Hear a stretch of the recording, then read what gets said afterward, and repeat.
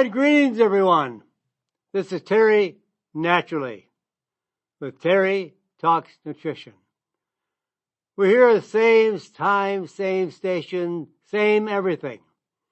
If you've been here before, that's all you have to do. Come on back exactly where we are.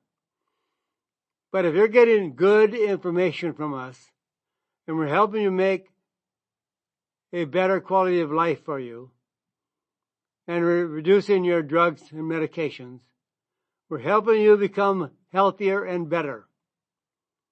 Maybe you won't live to be 120, maybe not even 100, but we want you to have a quality of life until there is no life. You can have a better quality of life. I don't care how old you are. I don't care what you're going through. I don't care what challenges you meet. I don't know what illnesses you are facing, what diseases you are facing. You can change your life. You can change your health by just doing some small things every day to make a better quality of life. That's the only reason that we are here. I went through the same thing. I was in very, very bad health when I was in my late teens, early 20s. I was overweight, fat, no muscles, no strength, and always obnoxious, belligerent, angry, unhealthy. And it all comes from the choices we make. Food changes our mentality. When we choose food, we are changing our health mentally, physically, all the way across the board. Food makes us who we are. It's garbage in, garbage out. So if we put in too many choices of bad food, the only results we're going to have is bad health. It's not that we are plagued with diseases of unknown origin. Where did they come from? Are we unlucky? Did we roll the dice and we came up with some bad numbers? Is God punishing us? None of the above. We are unhealthy because we are choosing an unhealthy life. That's the bottom of it. Food is your medicine. Choose food that is your medicine. And give up all the sugar, the sweets, the junk food, and the excessive amount of carbohydrates, even healthy, complex carbohydrates, because all of that turns into sugar. All carbohydrates, good or bad, eventually will turn into sugar. Sugar is our enemy. Sugar triggers all kinds of diseases. The sugar itself is not going to kill you, but it creates chemical changes in our body that causes diseases. Type 2 diabetes, cardiovascular disease. All the diseases that we face are triggered by sugar, by carbohydrates. So in the long run, choose a low carbohydrate diet. To make it easy, choose a ketogenic diet. Good quality animal protein. High quantities of good quality fats like virgin olive oil or extra virgin olive oil. Choose all the good, healthy foods, and you will be healthy. That's it. That's the bottom line.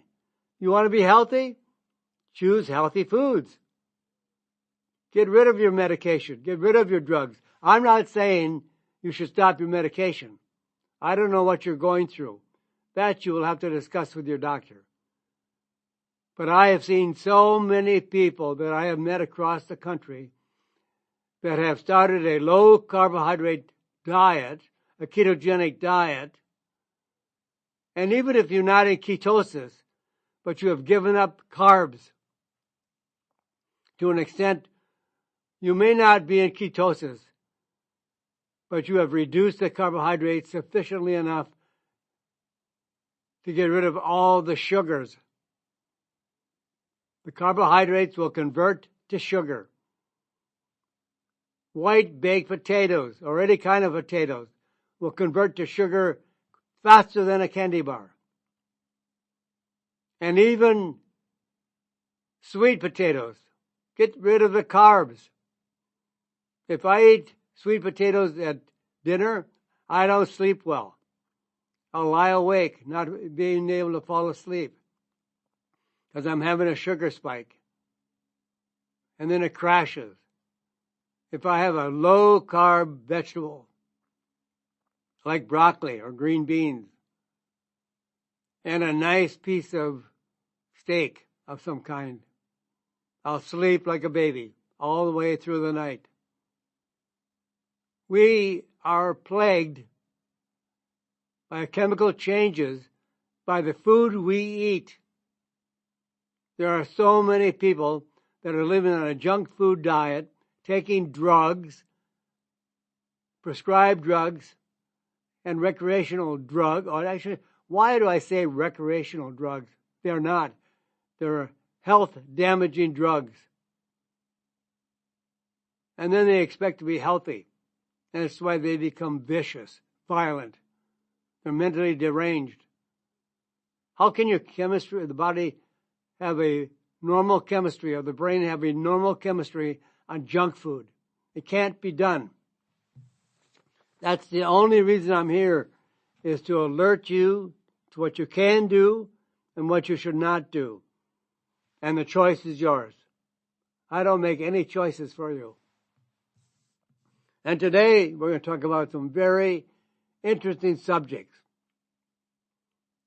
like some new research on Aronia berries, one of my most favorite berries, one of my most favorite natural medicines. We'll talk about crazy for caffeine, and we'll also talk about the risk factor for a heart attack. Should we be taking folic acid or folate? And increasing the rates of appendix cancer. Wow, we never heard of that before. Now we're having cancers all over the place. And if you're taking a GLP-1 drug, you have to listen. Let me remind you more about olive oil, one of the most superior foods that we can add to our diet. And do you have neck, back, or hip pain? Stay tuned. We have a lot more coming up your way in terms of helping you understand about your health. And then we can help you understand why you should be making changes and what's happening in your life. The Power of Aronia. That's A like apple. R-O-N-I-A. I have about 150 bushes of Aronia berries growing in my backyard. For a long time, I pruned them, weeded them, picked them, and took care of them. But today, I've grown lazy. They're a lot of work. I can't maintain 150 bushes anymore. Now I just buy frozen berries. So much easier. I get organic Aronia berries, frozen. And I'll tell you more later. But why do I love them? Because of all the scientific evidence of the healthiest berry in the world. And it can make us much, much more healthy. Aronia berries are packed with beneficial polyphenols. There are 8,000 polyphenols and subdivisions of those polyphenols. They are a very powerful antioxidant. very effective and powerful anti-inflammatories and anti-aging compounds. They're loaded with compounds that are healthy for our bodies. What about the potent antioxidant activity? Well, of course, in order to be a potent antioxidant, it has to be high or higher in ORAC value than any other berry. O-R-A-C, ORAC activity, than any other berry. It reduces inflammation, and inflammation is involved with every disease known to humans. Protects the DNA from damage. And at City of Hope Hospital in Monrovia, California, they have a laboratory headed up by Dr. Goel, and it's only designed to research natural botanicals or natural molecules, natural products that can help effectively treat diabetes, metabolic syndrome, heart disease, high blood pressure, and cancer. And they found out it's the most powerful anti-cancer natural product. Dr. Goel specializes in cancer research, particularly gastrointestinal cancer like colon and pancreatic cancer, one of the most harsh cancers of all. His whole laboratory, 30 to 40 laboratory technicians, they're doctors, medical doctors, PhDs, and investigating how cancer develops and the progression of cancer, and how plants, not drugs, plants can be effective treating cancer. He has looked specifically at Aronia berry. Alone, just the berry itself, and in combination with other nutrients, and its effects at stopping cancer in 4 studies, published so far with several more in the progress to show how it can treat cancer better than drugs. This is something that we have to look at carefully, because this is something that's going to really make a difference in people's lives. How do we get rid of cancer? How does cancer begin? Well, certain of all, we are causing our cancer. We are making our cancer progress because of what we're doing. So what has Dr. Goel discovered about Aronia berries? Here's what he has to say. This is a lab director, a PhD in the study of cancer. He helps oncologists at City of Hope Hospital in Monrovia, California, to understand more how they can treat their patients with natural products. First of all, it relieves and reverses cancer cells' resistance to treatment. Some cancer cells become resistant to the treatment with drugs. So it allows standard chemotherapy, drugs to be more effectively to treat cancer and kill cancer cells. It boosts the body's own anti-cancer immune system defenses.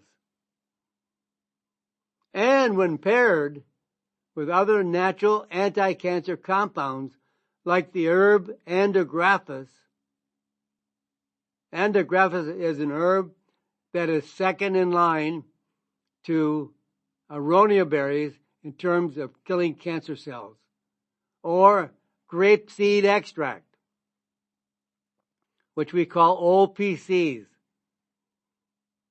And when they combine Aronia berry with Andrographis or with the OPCs from grapeseed extract. The combination is even more effective than the individual botanicals. You can use one herb, or you can use a combination of 2 or 3. And when you combine them together, essentially what you're saying is 1 plus 1 equals 5. Because it's that much more effective. You don't get 2, you get 5. So how do you use Aronia for disease prevention, anti-aging, athletic performance, and recovery from athletic performance or from exercise? Any chronic health condition, heart disease, cancer, macular degeneration, diabetes, metabolic syndrome. When Dr.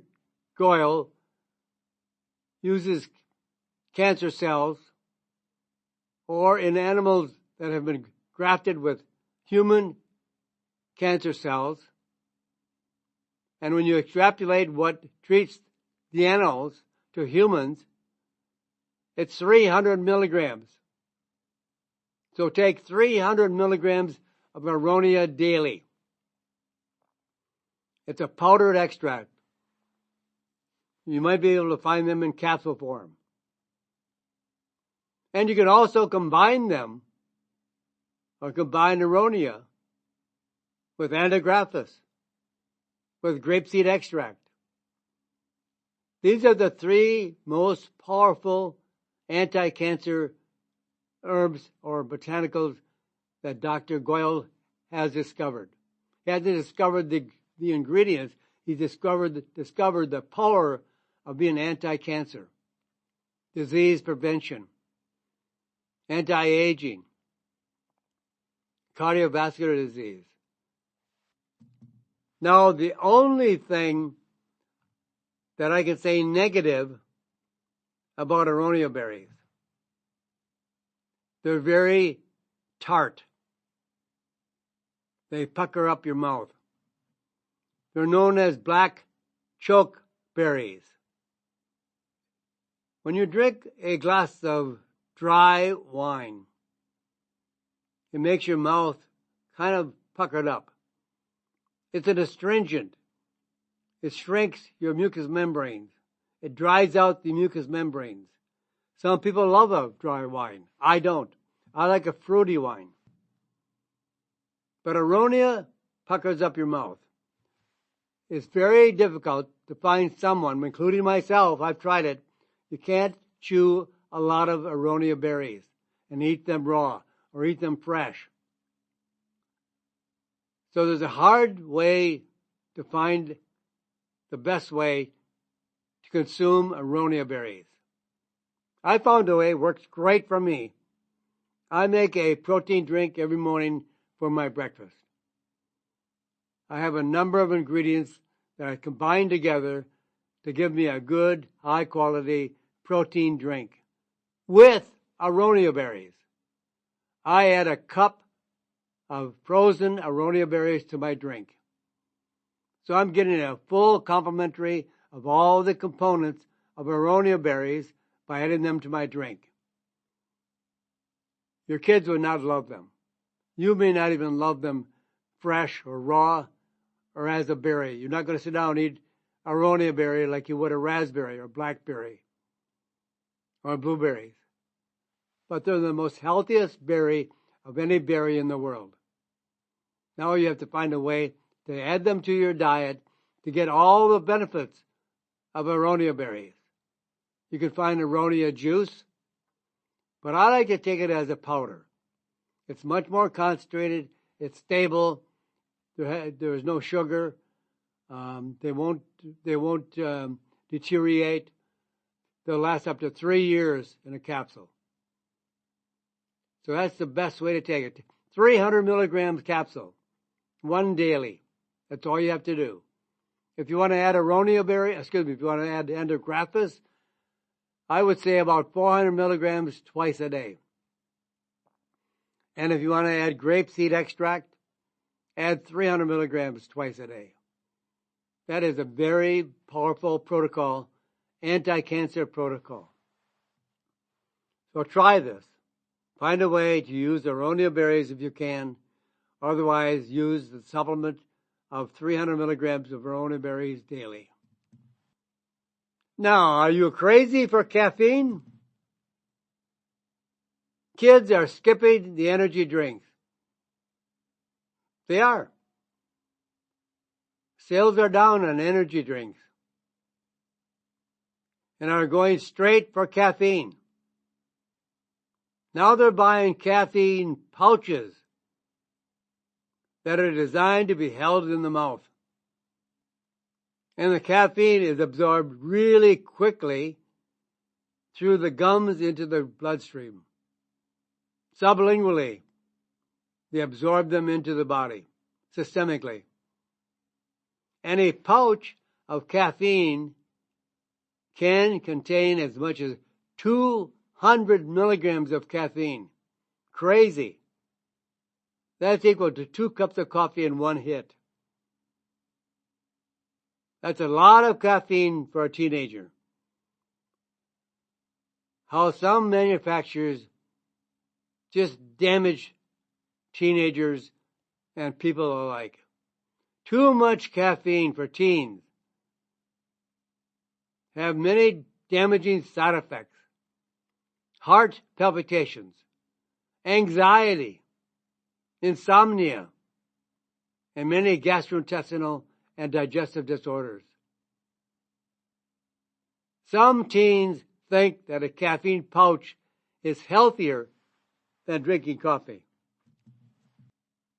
Healthy energy for teens and adults. Eat real food.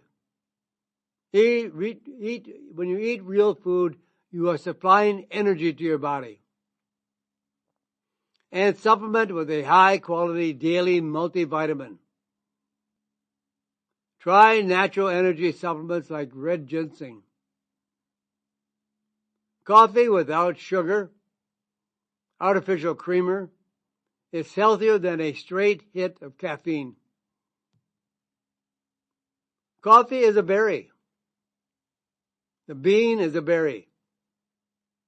And it contains polyphenols like Aronia berries, but is not as effective and not as much. But it is still a natural product.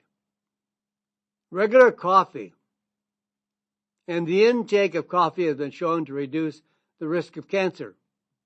Real coffee. Real natural food coffee.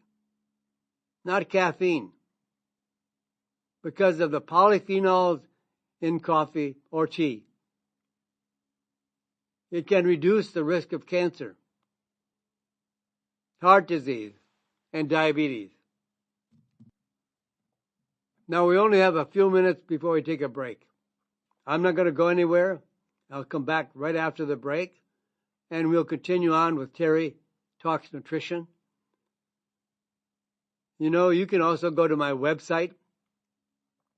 I have a website called terrytalksnutrition.com.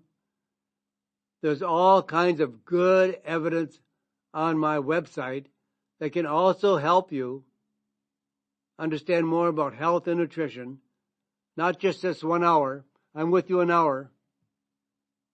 And you can only talk about so much within that hour. But you can go to my website, and there you can actually subscribe to my newsletter. I'll send you out a brand new newsletter every Friday to your website, to your email address. So you can have lots more information. It doesn't end with this hour. When I close this program within the next 30 minutes, you can just jump onto my website and learn more and subscribe to my newsletter. I have over 300,000 readers on my website. 300,000 followers. They're following because they're getting the good information that they want. It's increasing by leaps and bounds. But we have a short break coming up. The clock on the wall says a few seconds, and they're going into a break. But when I come back, I want to know and want you to know what the single biggest risk factor for a heart attack. What could it be? I'm going to tell you what the single biggest risk factor. So stay right where you are. I'll come back right after this. And welcome back, my friends. This is Terry Naturally. I'm the host of Terry Talks Nutrition. I love being here. I love sharing information with you. And it's endless. Because we are beginning to know more and more and more why a healthy diet creates a healthy environment within our bodies, and it reduces the bad choices we make that creates a bad diet, bad health. You can make such huge changes, like right now. And I'm going to tell you the biggest single risk factor for a heart attack. So, what's behind most heart attacks? In a recent study, researchers looked at health data from over 9 million people in Korea and almost 7,000 people in the United States. When they identified the people who had had a heart attack or another significant damage to the heart, what was the biggest risk factor which caused 95% of them to have this risk factor? 95%. It's high blood pressure. Make sure you know what your blood pressure is, because it's silent. You don't feel it. Some may feel it, but most people do not feel high blood pressure. So you should have a checkup. 99% of the people with heart disease had at least one risk factor. Well, of course, the number one, high blood pressure. Now, I say high cholesterol because this is a very controversial subject. There's nothing wrong with having a cholesterol level up to as high as 300. If you know what the HDL is and the LDL, and if you know the ratio of the HDL to the triglyceride level, cholesterol levels were not reported to be bad. They only report the only total cholesterol or high blood sugar. But the single most common condition that almost everyone had before experiencing a serious heart attack or heart disease was high blood pressure. The majority of American adults, have high blood pressure. You should check it out, not just guess. And this is something you can't feel very easily. You've got to know the number. Why is high blood pressure so dangerous? Here is the evidence. Blood pressure is the force blood puts against the blood vessels as it moves through the body. When you have high blood pressure, that means your heart is working so hard, harder than usual, to push blood through your body. You might say it is working overtime. When you work overtime, you're more tired. You've lost your energy level. And maybe you're stressed out. And that's for the body as well. Your blood pressure is working overtime and is under a lot of stress. And the smaller the arteries, the more narrow the arteries. Your arteries is like a hose.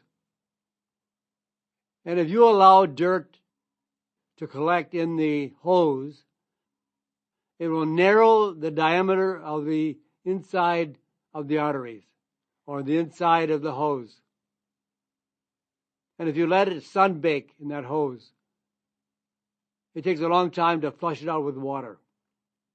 Well, we can't go into the arteries of the body and flush it out. So they do bypass surgery. But we can actually clean out the arteries. And I'll tell you more about that coming up. But the narrower the arteries, the harder it is to get the blood cells through the arteries or push the blood through. If you have clogged arteries and in addition heart disease, having high blood pressure, this triples your risk of a stroke. Makes you 3 times more likely to be depressed. And gives you a 42% increased risk of dementia, otherwise known as Alzheimer's disease. My best advice is to get your blood pressure down. First of all, find out what it is. What is the number? The ideal number is 120/80. That's not going to change. You want to keep it as close to 120/80 as you can. Now, some lifestyle changes can help you reduce that pressure by losing weight, stop smoking, get enough sleep, and exercise. But also, too, natural medicines can definitely lower blood pressure. A combination of natural plants have been studied to show that olive leaf, not fruit, olive leaf, and fruit perhaps, but not the oil, is more effective than the oil combined with grapeseed. So olive leaf and grapeseed reduce oxidative stress and inflammation in the blood vessels and lowers blood pressure. There was a study on the combination of these two, and they are as effective as drugs without any side effects. Now, another herb that has been used in China for thousands and thousands of years, and that is red sage. S-A-G-E, red sage. What it does, it increases nitric oxide, commonly referred to as NO. Nitric oxide, NO. The levels. So when you improve nitric oxide, you are increasing the level of the opening of the arteries. And it helps to open tight arteries. Cleans out the plaque in the arteries. And another combination of vitamins, vitamin A, vitamin K2, vitamin 3, D3. These three together have been shown scientifically to clear the clogged arteries and keep artery walls smooth and flexible. What do these three nutrients do? They're like a traffic cop. They direct the calcium in our foods, the calcium in supplements, to clear out the artery walls and go into the bone and improve bone density. Calcium should not be in the arteries. When the calcium is in the arteries, it binds with cholesterol and forms a plaque. And the thicker the plaque, the less inner diameter of the artery. So you have less blood flowing through the arteries. Vitamin D3, K2, and A direct the calcium to your bones and the soft tissue of your body. And then allows the calcium to go to the bone rather than in the artery. So by all means, use vitamin D3, K2, and A as a dietary supplement every day. And if you have high blood pressure, add a combination of olive leaf and grapeseed extract or red sage. They're all very effective, scientifically supported, to improve the lowering of your blood pressure and improving blood flow, better circulation. Now, supplements have contained folic acid for years and years. So what's wrong with folic acid? Well, there's a debate today that we should not take folic acid in any form. We should take folate. Folate is a natural form of folic acid. Why the form of folate matters? What's the big deal? Folate is known as vitamin B9. It's one of the B vitamins, B9. And it's a very essential nutrient. Every cell in the body needs folate. It is required to make new cells like brain, blood, skin, and hair cells. Supplemental folate. I said supplemental folate, a dietary supplement. But in the form of synthetic folic acid, is often added to foods and some supplemental vitamins. Now, folic acid needs to be converted in the body to the active form folate before the cells can use it. Now, however, certain genetic mutations reduce the ability by some humans to effectively convert folic acid to folate. So there's a genetic mutation in some people that will not allow folic acid to be converted to folate. And there's very serious side effects of using folic acid. Some people have as much as 75% reduction in their conversion ability. This is all scientifically proven. Not my opinion. It's the opinion of many doctors and scientists who have been researching why we should not be using folic acid. So supplemental folate in the form of methylfolate. Methylfolate is a natural form and is already in the active form. So it can be used by cells without needing conversion first. How to get your supplemental folate? Well, if you're going to be taking folate, I would always add B6, vitamin B6, vitamin B12. They should also be taken in their active form, as they otherwise need to be converted, just like folate. You want to look for the methylated folic compounds, like vitamin B6, commonly known as P5P. That means pyridoxal 5-phosphate. And B12. It used to be called cyanocobalamin. Now it's methylcobalamin. And folate as methylfolate.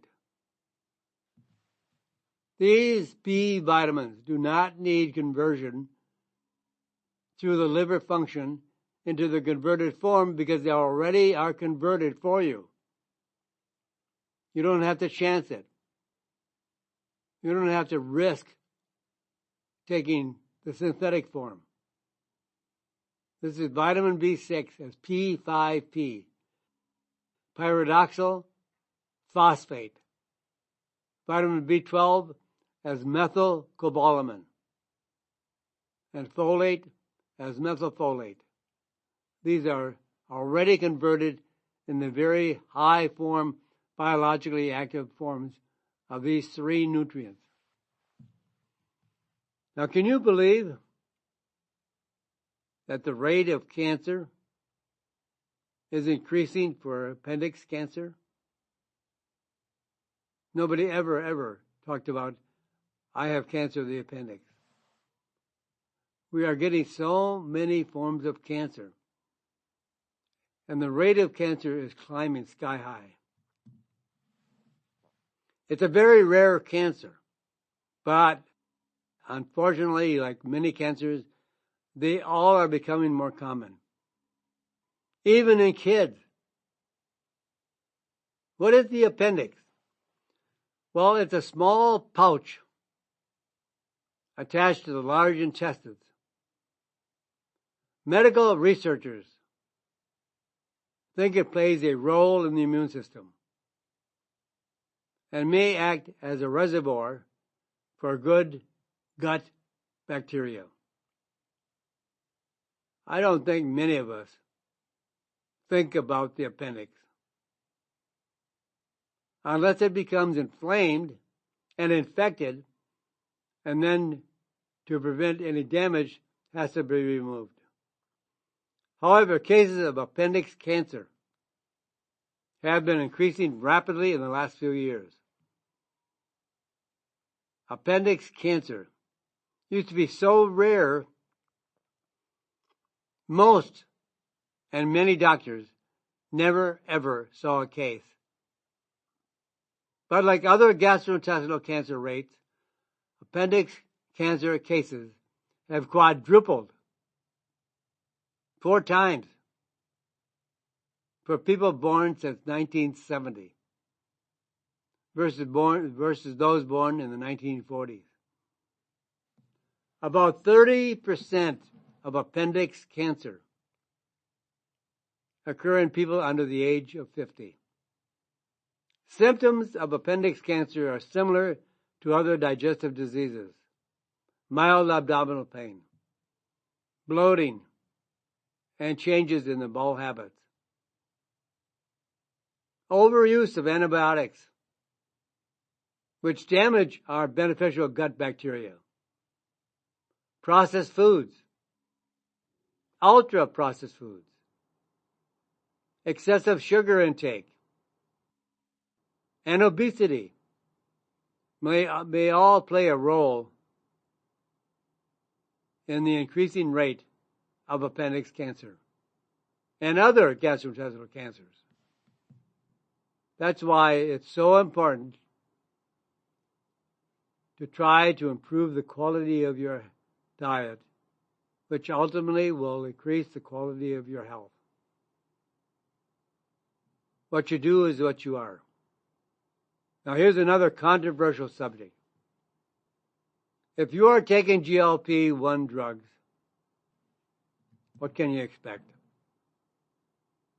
Well, there are many adverse effects of Ozempic and other GLP-1 drugs. Here are some common side effects for everyone. 50% of the people taking this drug will have nausea. 30% will experience constipation and vomiting, stomach pain, diarrhea are also frequently reported. Less common but serious side effects. Using a GLP-1 drug increases the risk of stomach paralysis by up to 66%. Food sits so long in the stomach, it can form a hard mass, triggering unstoppable vomiting, leading to dehydration. It can cause loss of muscle mass, not just reducing weight. Oh, I've lost 45 pounds. Oh, I've lost 46 pounds. I know somebody who's lost 55 pounds.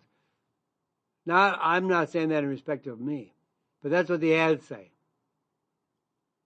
Not just weight, but when you lose weight, whether it's dieting or however you do it, 35 to 50% of the weight you lost is muscle mass. And with this drug, you're not just losing weight. Most older adults are already struggling with age-related loss of muscle mass. Significant weight loss can cause loose, dry, baggy skin, known as Ozempic bug. But do you want a baggy bucket? But it just cracks me up. Forgive me. Dry, baggy skin is commonly known as Ozempic butt. B-U-T-T, butt, your bum. And also your face. Many of the people taking this drug already have a saggy, baggy face. Now, new evidence. As demand for these drugs skyrocket, consumers are buying drugs from sketchy websites that are often counterfeits at best. These fakes won't hurt you, but they won't help you either. At worst, they may be contaminated with other drugs that are more dangerous and can cause you to lose your health and to create real health problems. If you take a GLP-1 medication, absolutely talk to your doctor. Don't get it anywhere else but from your doctor. Get a good quality daily multi that will replenish with fatty acids, like omega-7.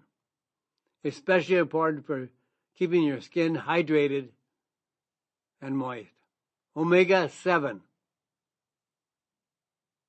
Consider additional glucosamine, chondroitin, and hyaluronic acid to help keep your skin firm and tight. And the best thing to do is to take a product that is a combination of Ayurvedic herbal medicines, herbal compounds, which can aid bowel regularity, like turmeric, antigraphis, licorice, coca-cola, sarsaparilla, long pepper. There are 14 herbs that have been used over 5,000 years to regulate the bowels. If you're having diarrhea, it regulates it. If you're constipated, it regulates it. It regulates the bowel. 14 herbs that have been used for 5,000 years to create a better health of the bowel. That's all I have for you, my friends, because we're all out of time. I have more to tell you, but unfortunately, I don't have enough time to do that. We are looking at 1 minute, 23 seconds before we close the program. But I just want to remind you, start doing the things that are constructive for your health. We have all the evidence. I can't give you all the evidence so fast. I only have an hour to share with you. But I'll be here every weekend, same time, same station, with an hour of new information. And if you want more information, go to my website, Terry Talks Nutrition. And subscribe to my newsletter. Over 300,000 people are getting my newsletter every Friday. If you want to be on that list, join us.